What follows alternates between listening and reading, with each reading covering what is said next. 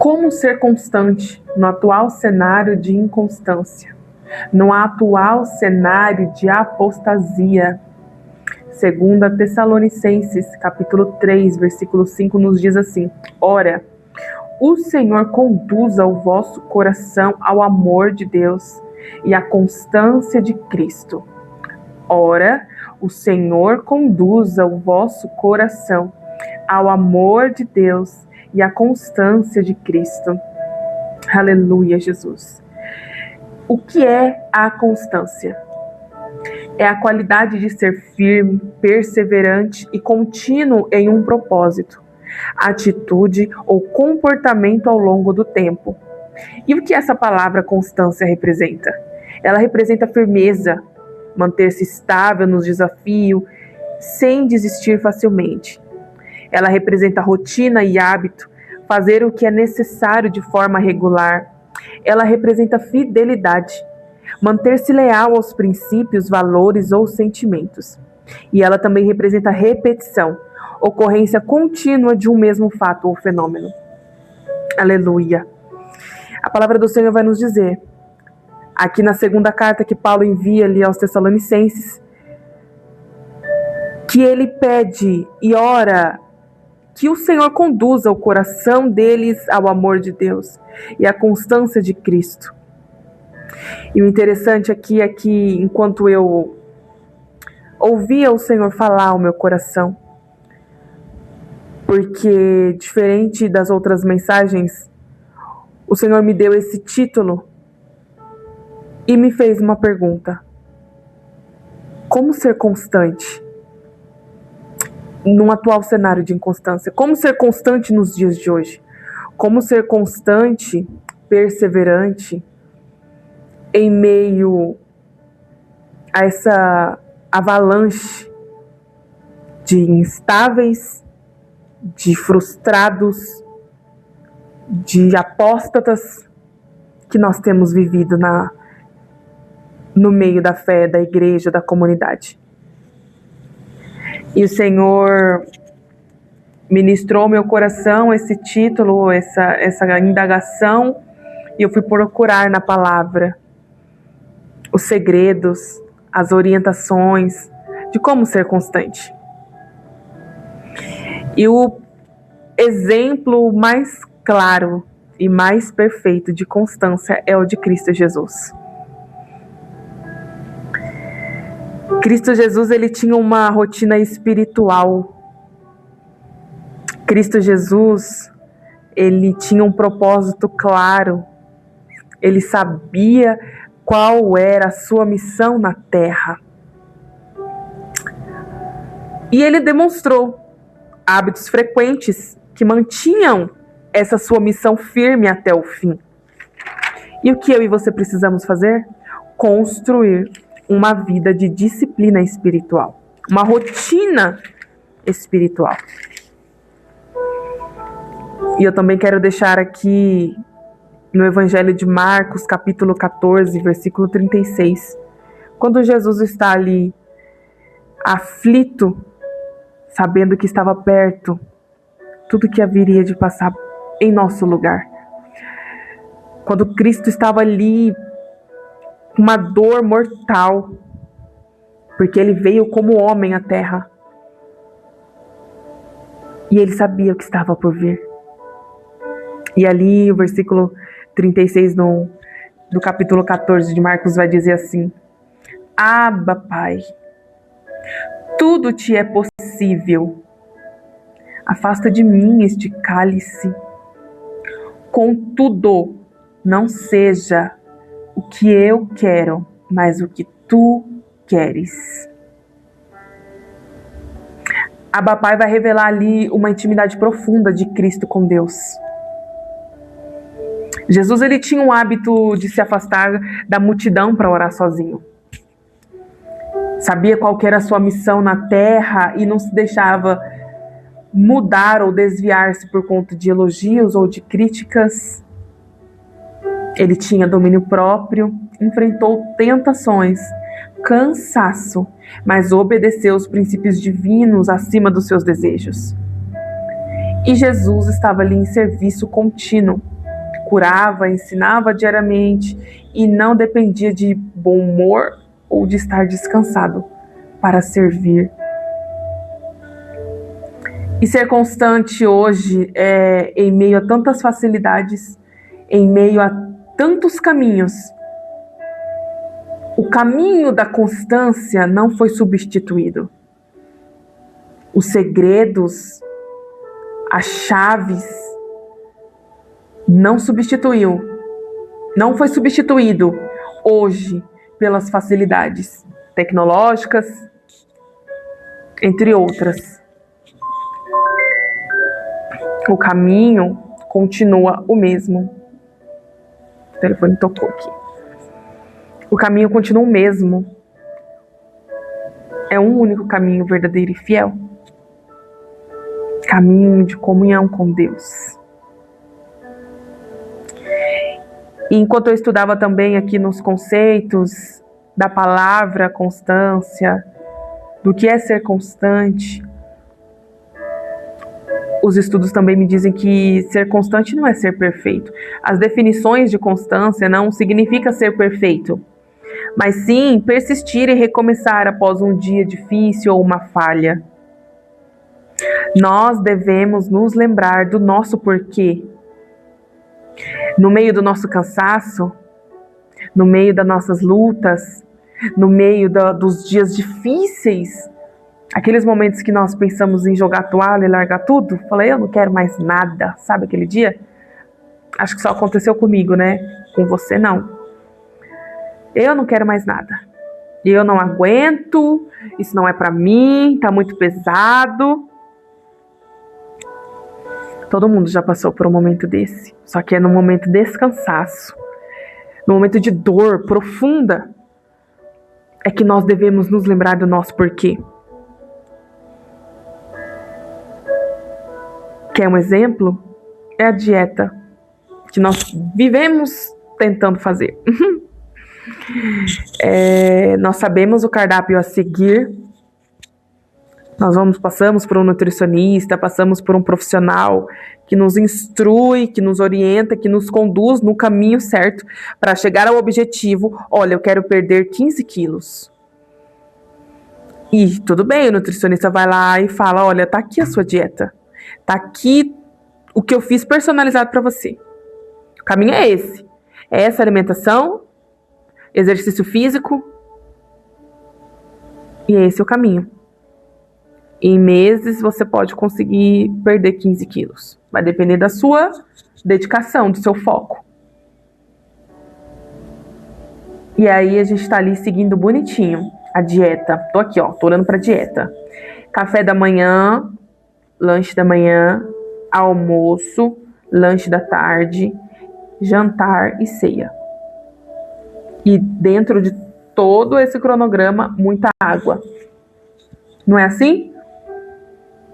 Aí a gente começa super bem, empolgada. Não, que eu vou perder uns 15 quilos. Essa semana eu vou me inscrever na academia. Tô falando isso porque eu já fiz muito isso também. E vai dar tudo certo. Daqui 3 meses eu vou ter perdido 15 quilos. Aí vai a primeira semana. Diminui o açúcar, tira o açúcar, substitui por um adoçante, ou não coloca nada. Segunda semana, aí começa aquela irritação. Cadê o açúcar no sangue? E já vem aquela irritabilidade, já vem aquela impaciência, mulheres principalmente, aquele nervosismo. Aí calha numa semana de TPM. E aí piora tudo. Eu quero aquele chocolate, aquele meu chocolate, eu preciso do chocolate, eu preciso de devorar o chocolate. E aí as coisas vão estreitando. Aí chega o final de semana, você vê aquele hambúrguer, você vê aquela pizza, você vê aquele convite dos amigos, vamos aqui, vamos ali, vamos comer, vamos... E você se lembra que você tem um cardápio para seguir, uma rotina para seguir. E aí o que acontece quando você tá indo muito bem? Cai em 3 pedaços de pizza. Delícia. Cai num combo do McDonald's. Cai na barra de chocolate. E o que é natural a gente pensar? já fiz errado mesmo, agora vou chutar o balde. Aí você janta errado, você pede um almoço errado, fala, já que eu estraguei mesmo, vou não continuar mais não. E joga tudo fora. Já tinha passado 2 semanas super bem. E aí você joga tudo fora. Por causa de uma refeição errada que você fez. Por causa de uma pizza que você comeu. Você joga todo um processo água abaixo. Só que aí você vai ter que recomeçar tudo de novo. Não precisaria. Se você errou hoje, você comeu errado hoje, amanhã você volta firme e forte. Meta de água, eliminar as toxinas e a alimentação bonitinha, e academia, caminhada, enfim, tudo bonitinho. Não é assim? Para tratar do corpo físico? E o corpo espiritual? A receita está aqui. Jesus nos deu a receita. Paulo trouxe orientações. Né? Em suas cartas ele diz ali para o povo se manter constante, firme na oração, no propósito, no jejum, na busca, na comunhão entre os irmãos, se revestindo das armaduras, enfim. Só que eu quero frisar aqui no exemplo que Jesus Cristo nos deu. Nós temos aqui o nosso cardápio espiritual, nós temos aqui uma rotina espiritual a seguir: jejum, leitura da palavra, comunhão, adoração, louvor, obediência, fidelidade, não ser injusto, não ser desonesto. Tudo isso faz parte desse cardápio espiritual. E como fisicamente a gente cai e joga o balde, muitas das vezes espiritualmente acontece isso também. Eu caí, eu pequei aqui, já era, acabou minha comunhão com Deus, joguei tudo fora, não quero mais saber desse negócio de Deus, de Espírito Santo, de igreja, eu vou largar tudo, e você se entrega a essa vida devassa. Só que ser constante não é ser perfeito. Ser constante é não desistir facilmente. Falhou, errou, levanta, continua. Jesus foi perfeito na missão dele. Nós não somos perfeitos. Nós somos a imagem e a semelhança de Deus e nós buscamos todos os dias melhorar algo. Só que a gente precisa lembrar do nosso porquê no meio desse cenário.